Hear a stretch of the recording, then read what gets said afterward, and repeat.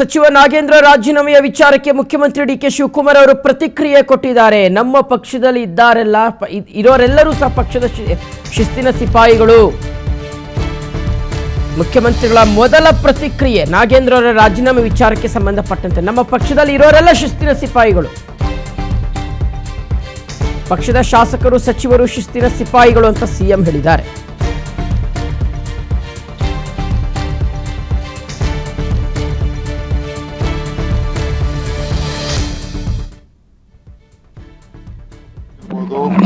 ಎಲ್ಲರೂ ಕೂಡ ಪಕ್ಷದ ಶಿಸ್ತಿನ ಸಿಪಾಯಿಗಳು.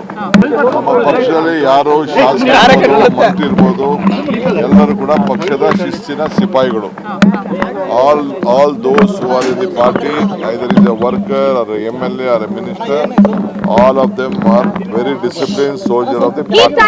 That is what I can tell. ನಮ್ಮ ಪಕ್ಷದಲ್ಲಿ ಯಾರು ಶಾಸಕರು ಮಂತ್ರಿ ಇರ್ಬೋದು, ಎಲ್ಲರೂ ಕೂಡ ಪಕ್ಷದ ಶಿಸ್ತಿನ ಸಿಪಾಯಿಗಳು.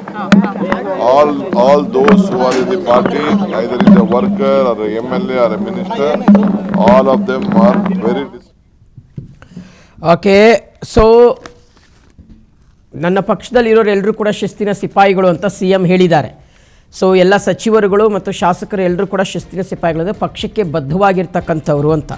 ಶಿಸ್ತಿನ ಸಿಪಾಯಿಗಳು ಅಂದರೆ ಏನರ್ಥ ಅಂದರೆ ಪಕ್ಷ ಏನು ಹೇಳುತ್ತೋ ಅದನ್ನು ಚಾಚೂ ತಪ್ಪದೆ ಆ ಕಡೆ ಈ ಕಡೆ ಯೋಚನೆ ಮಾಡದೆ ಪಕ್ಷ ಹೇಳಿದಂಥ ನಿರ್ಧಾರವನ್ನು ಪಾಲಿಸಿಕೊಂಡು ಹೋಗುವಂಥವ್ರು. ಅಂದರೆ ಮುಖ್ಯಮಂತ್ರಿಗಳು ಸುಳಿವು ಕೊಟ್ಟಿದ್ದಾರೆ.